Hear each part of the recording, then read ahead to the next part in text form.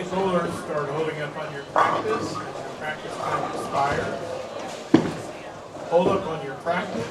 Make sure all your machines are recycled back to the first ball.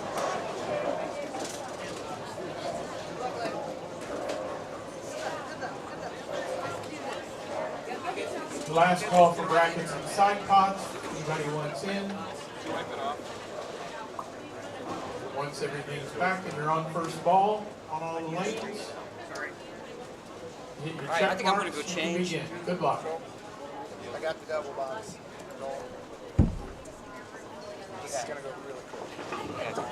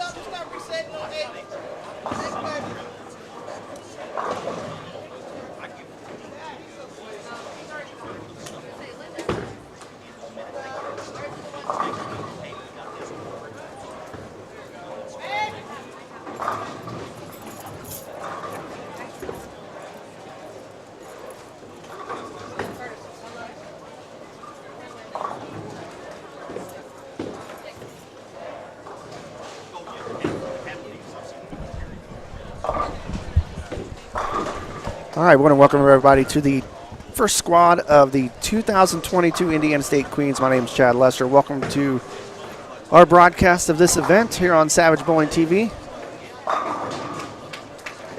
Bowlers Bowl 3 qualifying games.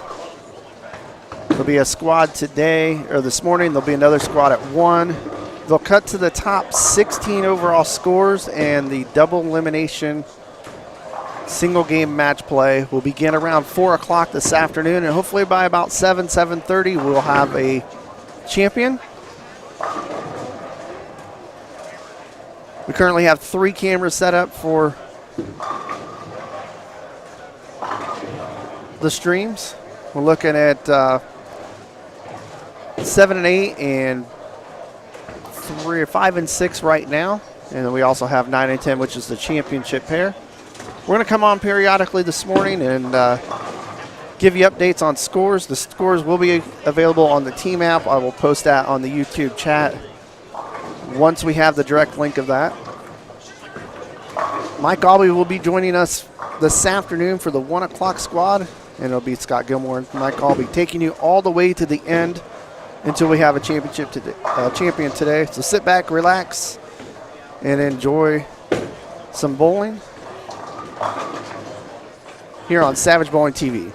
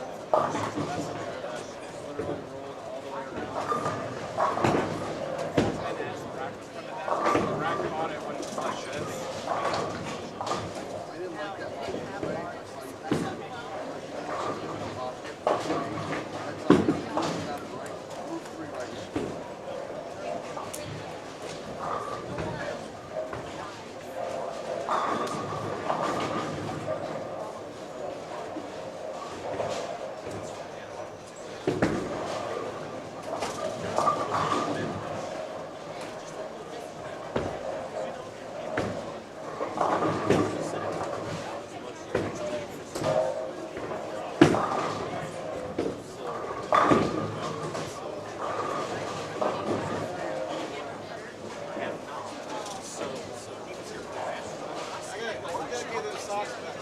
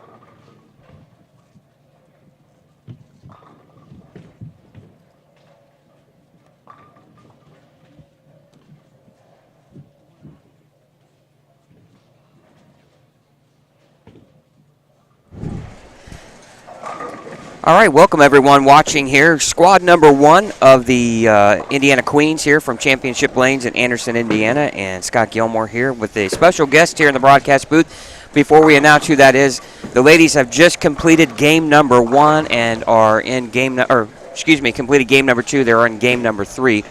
The next squad will be at 1 o'clock. So when this one wraps up, we'll take a short break and we'll be back for squad number 2 at 1 p.m. And then after we get through 2 squads, we'll have our top 16 for our double elimination single game matches. Joining me in the broadcast booth, former, someone that couldn't repeat because he was busy bowling in a PBA tour. Kevin Mccoon joins us here, and you have a lot of experience in this bowling center and winning the state masters just 2 years ago. So what brings you in here today? My girlfriend's bowling. Brianna. She struggled game 1, but we made a good ball change game 2 since I know the house pretty familiar with that end. We jumped in quite a bit, and she ended up shooting 270 game 2. All right. So me being able to give her knowledge of what I've learned over the past couple of years bowling here, I think is going to really benefit her. Well, let's talk a little bit about your plans here. Obviously winning a regional not too long ago, and now taking your game now to the PBA tour, and you've seen some success so far.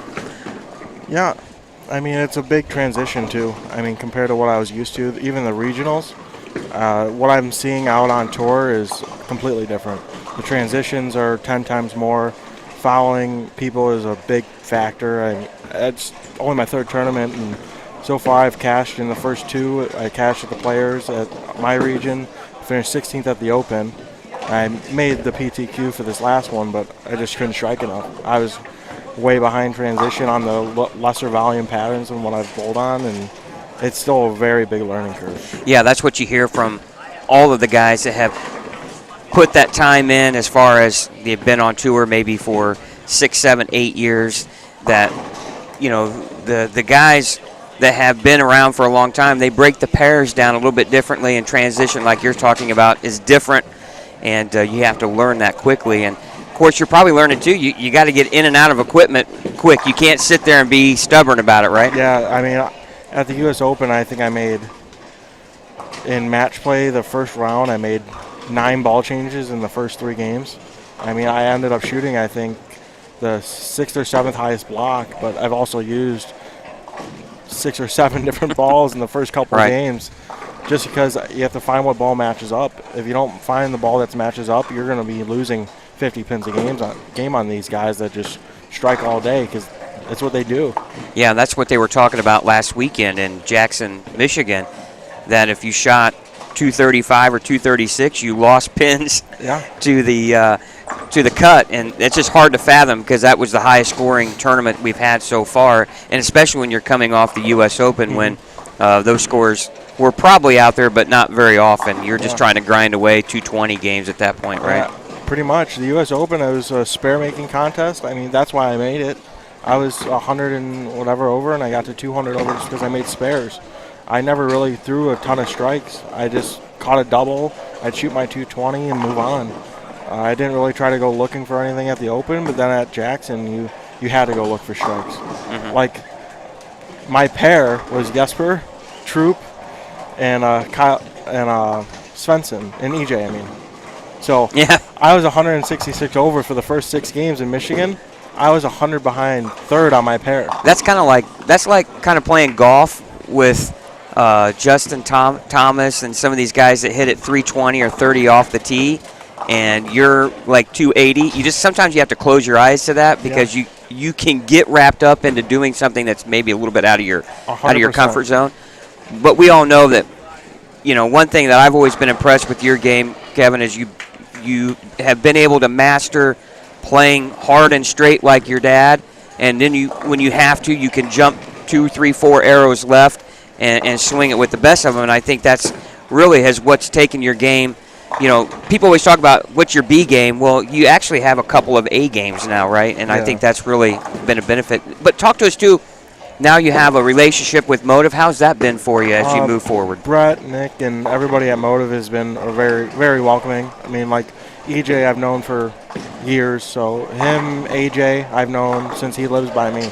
So it's been an easy transition, and all the guys are great to help. I mean, even if you're struggling out there, like EJ throws his advice, AJ throws his advice out there.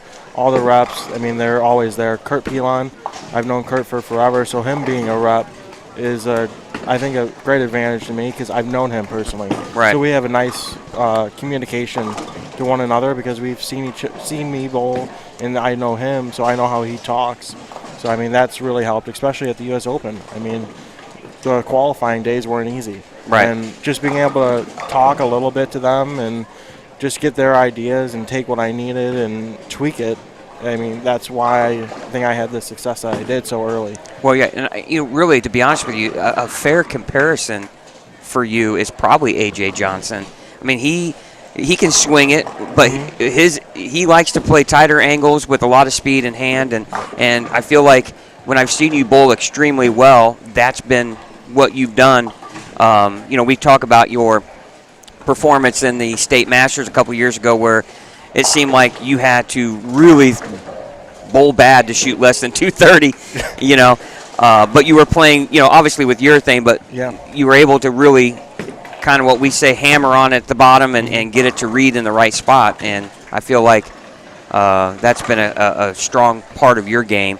Obviously, your dad's made a lot of money at bowling doing that as well. He loved the cheetah pattern when he could throw it hard and straight and still have a ton of hand on it, Now he's like I'm going to stand left and I'm going to slow hook it. Yeah, I see that. And it was so funny when he came to the State Masters a couple of weekends ago, and obviously you were bowling I think you were bowling the PTQ at that time, right? I was here during qualifying, and Sunday morning I went and bowled the PTQ. Yeah. So I was here watching my brother and watching my dad. My brother was the one that shot 299. Yeah. Mike bowled. He bowled really well and impressive. And I'm still shocked to this day that anybody could shoot 299 on what we saw. Oh, it was very hard. I think there was a misconception that I was questioning, him. No, I was questioning, like, I couldn't believe that I didn't see anything above 270 out there. No, I mean, we talked before going into the last block because I tried to get him to use more surface the block before, but he didn't want to really get into it. So then we talked, and we used a ball at 500 and a ball at 1,000 the last set just to really get it to read early and kind of have the urethane effect, kind of what I had. Because what I was seeing was pretty much the same thing I saw at the Masters that I won, was that you had to be up the back, but then also around 6, 7, 8, and just get the ball to really read early and just set it in the pocket. So that way when your miss was right, there was enough surface on the ball that it was going to grab. Right. And then there was so much oil left that it was pushing, as long as you kept your speed up a little bit. Yeah. Well, and I mean, I think we got a tip that he had like the front 7, and then it was the front 8, then it was the front 9, and then up to, unfortunately, we didn't have a camera down far enough to where he was at, because that would have been awesome to show. And I'm thinking to myself, wow, I cannot believe, because they were so hard. In the previous years, like +8, +9 would make the top 48. Yeah. And it was plus or -5 or 6. I think -6. -6 this year, I think. And people are like, well, that's not a big difference. Yeah, but I bet you there were 25 guys between -6 and plus like 8 or 9. Oh, I mean, that just 100%. because they're always so close. And anytime you're bowling and you have a decent game going and you get to the fill ball and you get a 7 count, somewhere that's just going to kill you somewhere. But anyway, it was incredible performance, and he really kind of snowballed for him into a really good run on Sunday in match play, and he just got to a pair where he got a little bit over under and just couldn't quite figure it out. And but a great weekend for him nonetheless. But it was funny when I'm walking down the bowling center, I see your dad walk in. And I'm like, hey, what brings you in? Because he comes in for the very last squad of the day, which is supposed to be the 8:30. It ends up being like the 9:30, right? So it's pretty late. Yeah. And let's face it, Anderson and where you guys are from aren't really that close together, right? It's about 2 hours and 20-ish minutes. Right. So it's going to get done. You're going to be here till midnight, at least. And I'm like, well, what are you doing here? And he says, well, I can't let Kevin be one up on me because he said he didn't have a state title. And I laughed. So, hey, you got one up on him, and he's. Now I have 2 up on him. Oh, yeah. He doesn't have a 300 at the U.S. Open. Oh, yeah, So- that's right. That's right. So That's now I probably. have 2 up on him. He's killing him, isn't it? Oh, he's burning on the inside. Oh, that's great. It's always fun to have something up. And let's face it, your family has a long history of success in the sport of bowling.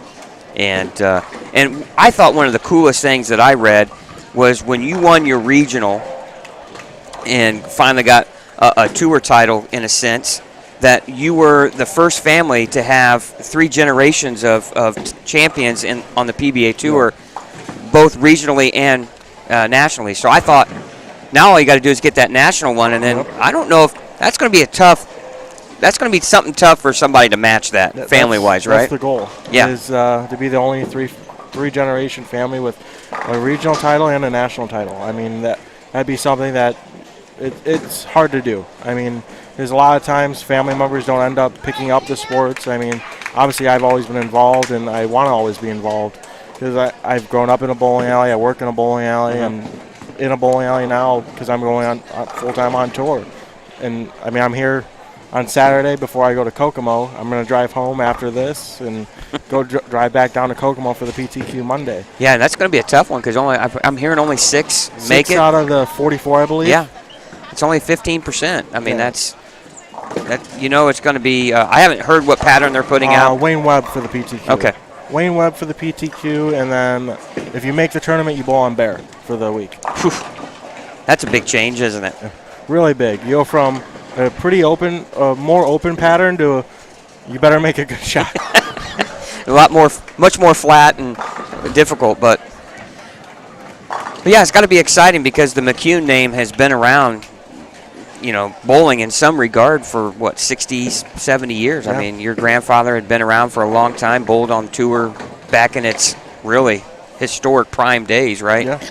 And so pretty exciting for you guys, and I'm sure your dad's going to be really working hard on trying to tie you up there. I think he will end up trying to go back to the U.S. Open next year.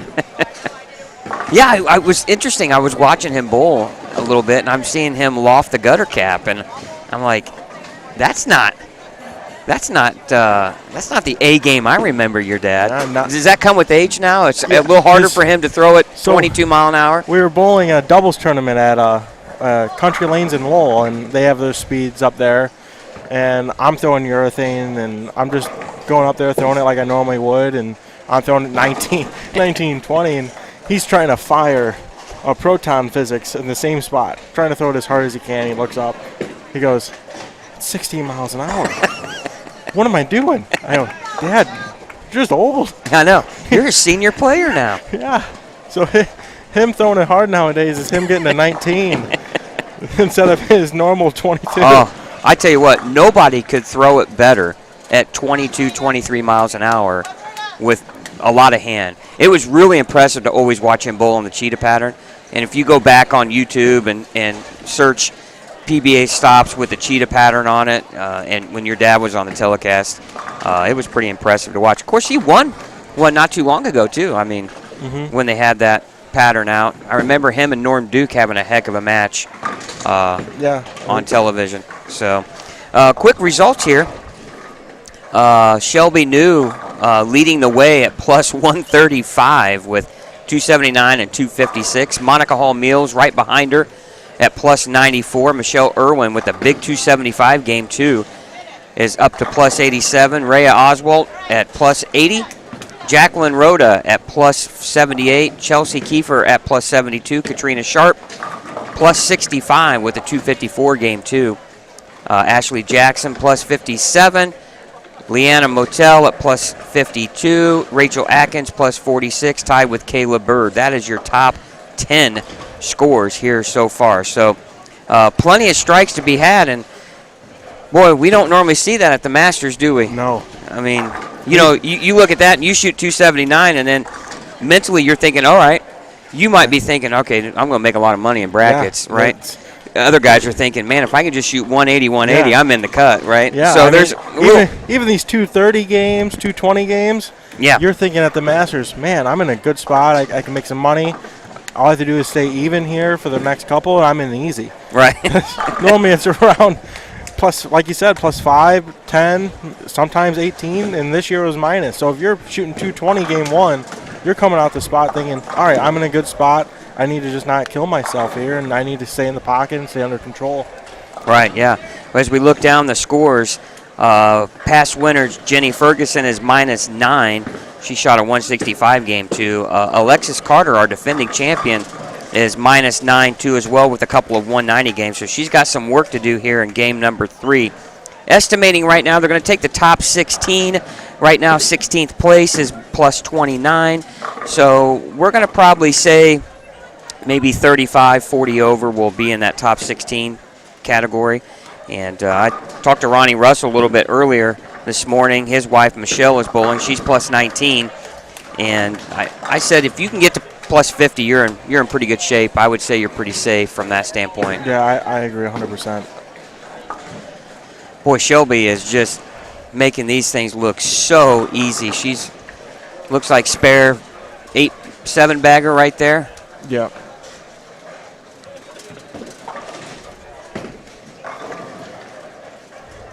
Yeah, looks like your coaching is working, right? Yeah, she has a double, 9 spare, and 5 in a row after that this game. Yeah, going on a 250 pace.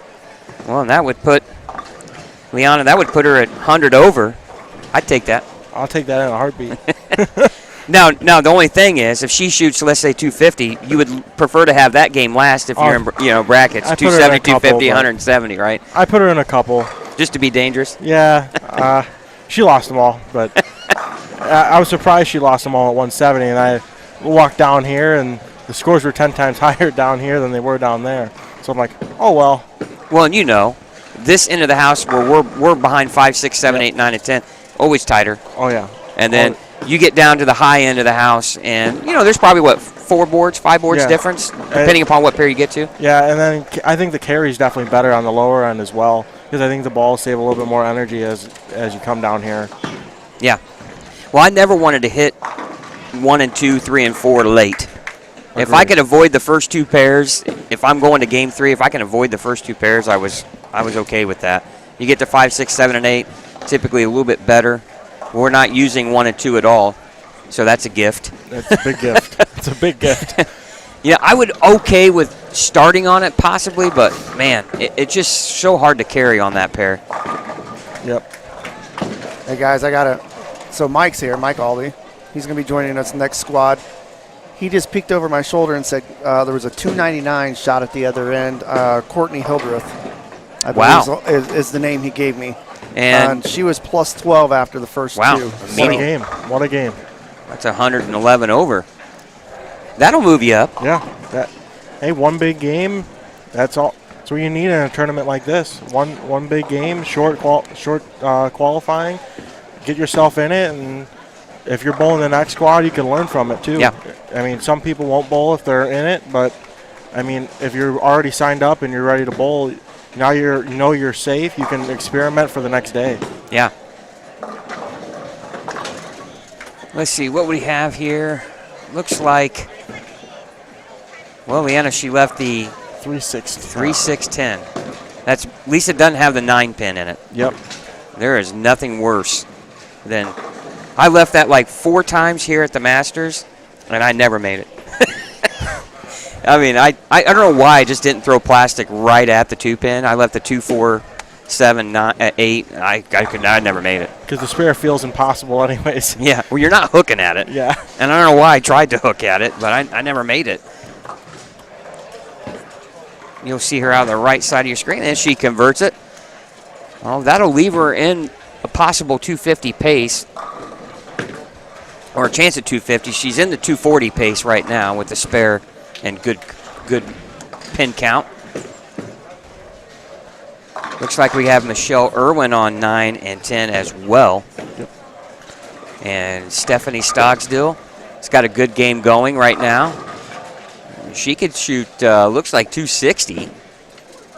And I believe I had Shelby on the wrong pair, and she's kind of struggling this game. She had a split maybe in the 5th frame. Yeah, I think Shelby can strike in the fill for 214, it looks like. That's a terrible game for her, isn't it? She's well under average right now for the first 2. Right. It's a good spare there for Stephanie. That's going to put her in the 250s. And we'll see where she was at after 2. Is she close? Well, she was minus 21. That's going to put her plus 36 with a strike fill count. Michelle Irwin with another strike. She's going to be in the 230s. And Michelle's going to be at plus 120. And she's always a big threat in this tournament. She has bowled well every year. And she took Shelby New to the wire in the year she won. And she threw the ball great for the past 2 games, too, because I was watching her game 1. I mean, the 212 could have easily been 240. Yeah. I mean, she's throwing the ball great for the first 2-3 games now.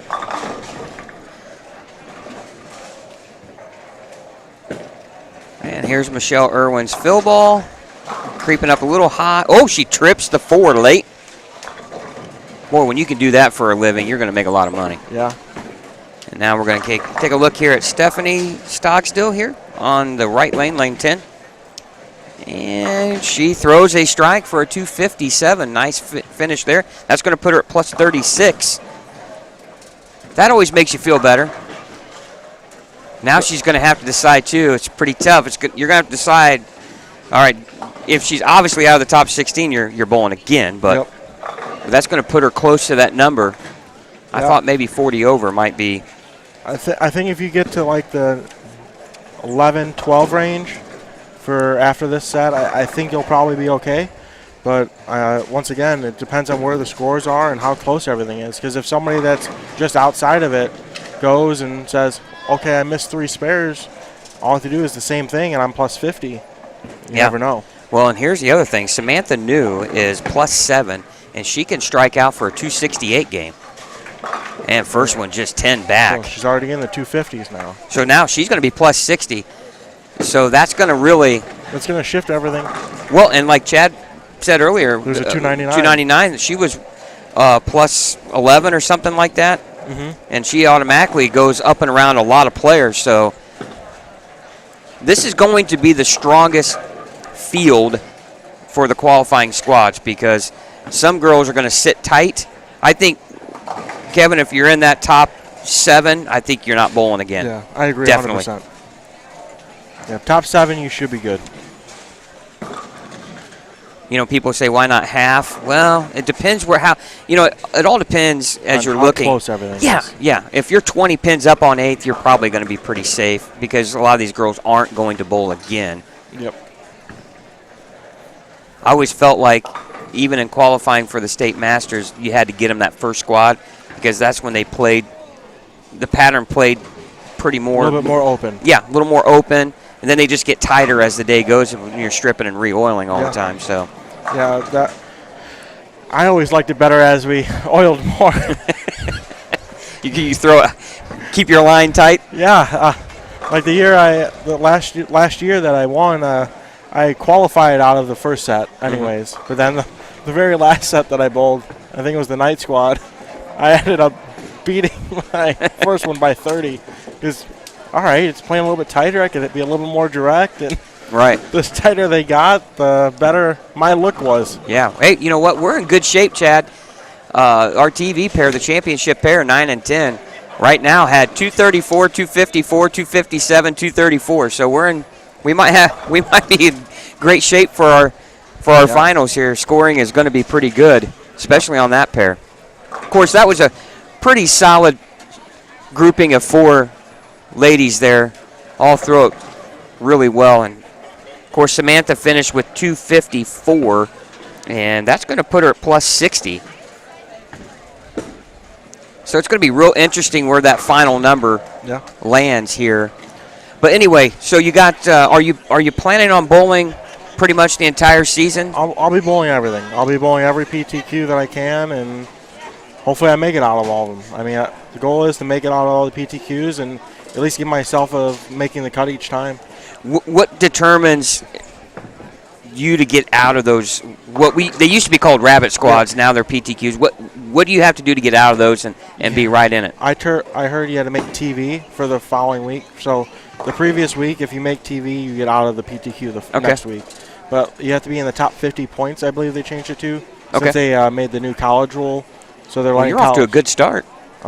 I think I was 30th after the first 2 tournaments of the year. Yeah. And then this one, I made it out of the PTQ, and I just didn't strike enough. So, I mean, I'm going to not get as many points, but I think I'll still be in the top 50. Yeah. So the goal is be in the top 50 at the end of the year.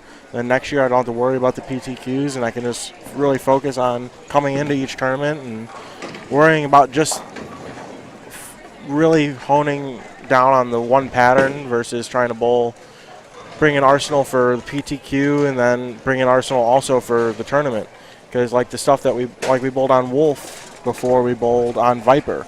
So I needed different balls just for Wolf, let alone for Viper. Because Viper you need to open up the angles a little bit more. Wolf, you got to keep everything in front of you.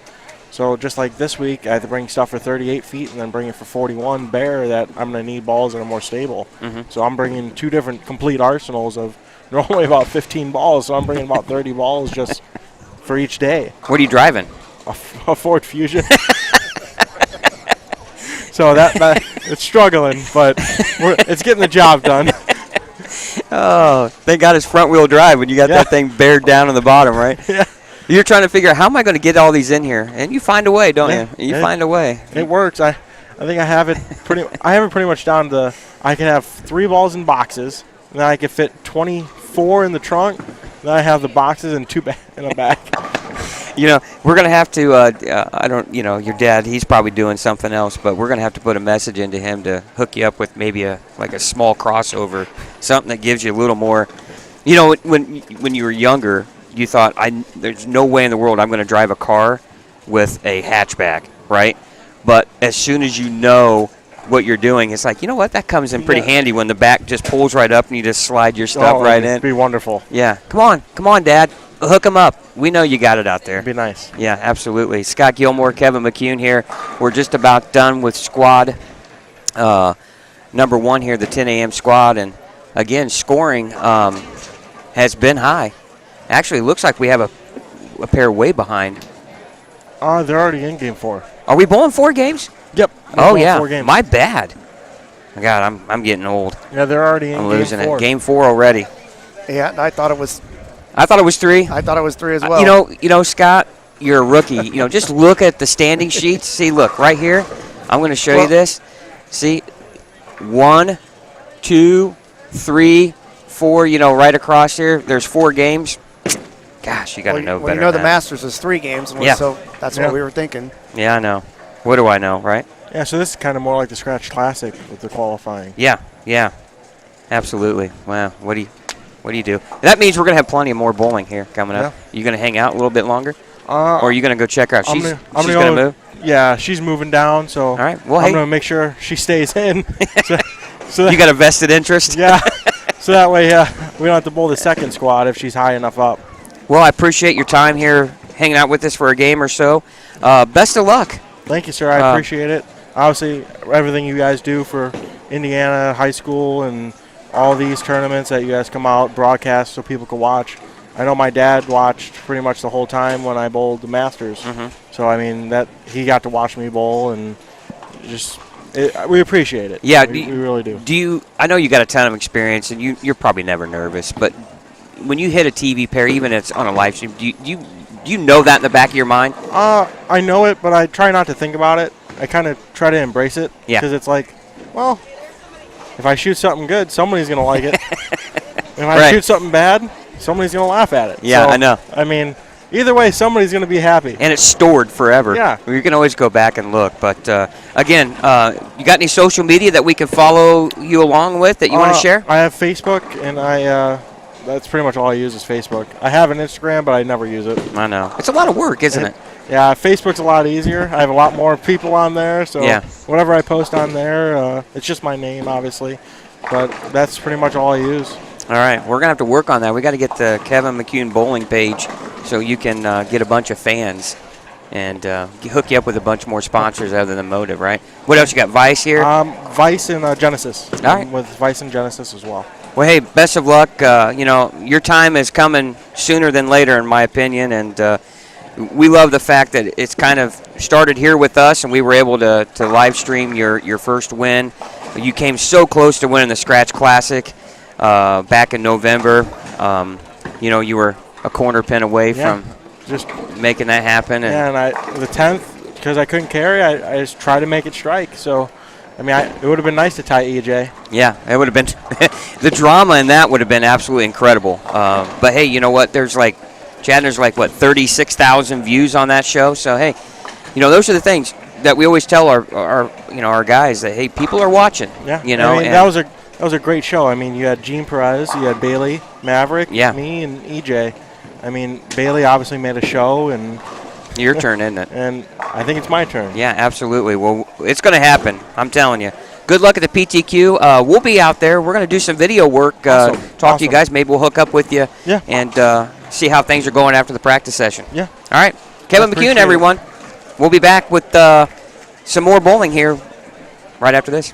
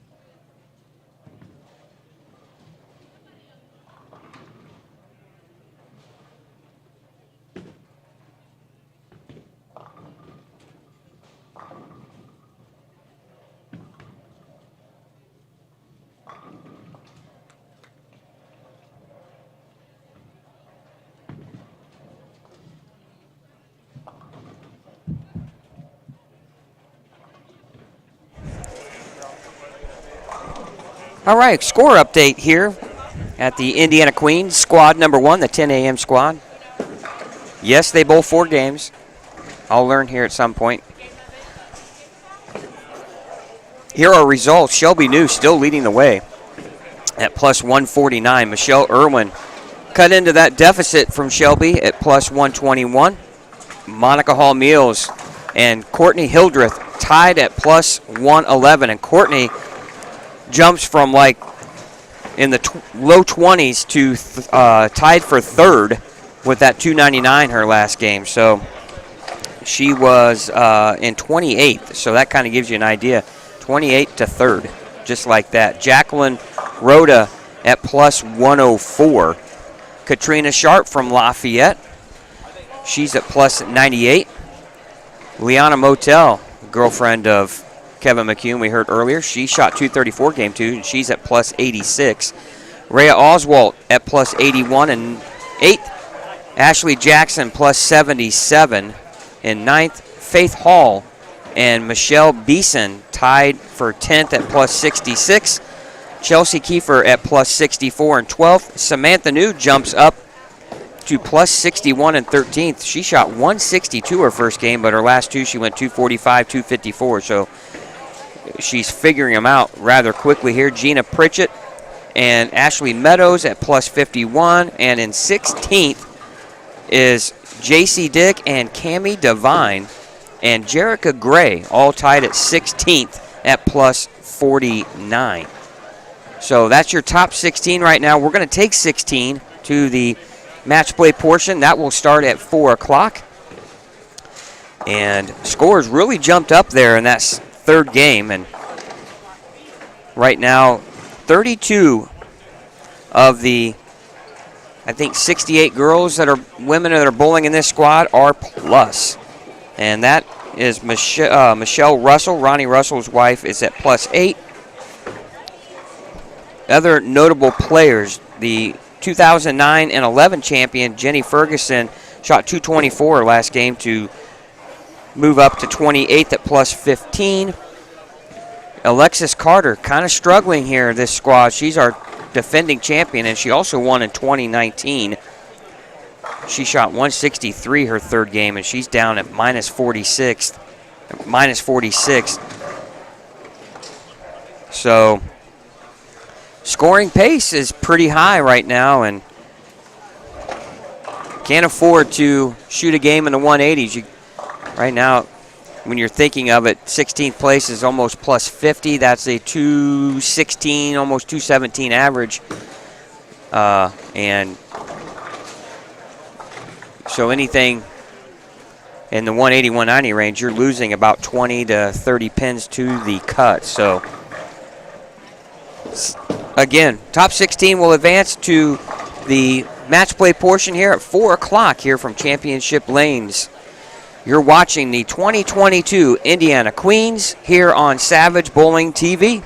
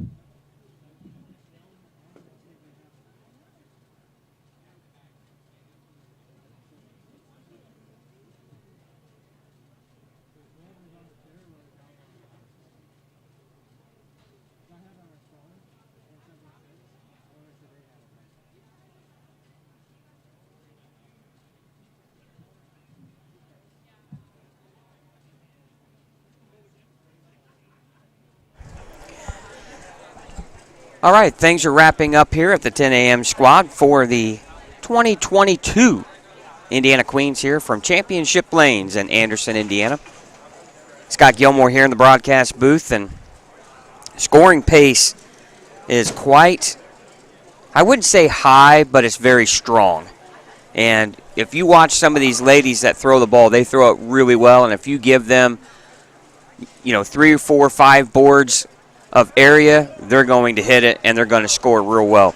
And again, Shelby New setting the pace here after 3 at plus 149, and she is a champion in this tournament back in 2020, defeating her sister, Samantha New, in what was an all-time classic. And had a chance to repeat that feat in 2021, but she ran into Alexis Carter in the finals there. The 2019 champion took the title in 2021. But you can imagine you're going to be hearing from Shelby at some point in this tournament. This is basically her home center here in Anderson, and she's very comfortable, and it shows. But scoring quite high here at the Indiana Queens here. Want to thank Coolwick, the official apparel provider of Savage Bowling TV. And you too can look great. Go to coolwick.com. They got tons of bowling jerseys, polos, quarter zips, jackets, whatever you want, they have it. They do an awesome job, and we want to thank Coolwick for being the official apparel provider of Savage Bowling TV. And if you go to their site and order yourself some gear, when you get to the checkout portion, type in Savage Bowling TV 10 into that promo code, and you'll save 10% off your order. So make sure you do that. We want to thank Coolwick. We also want to thank the other sponsors of the Indiana State USBC.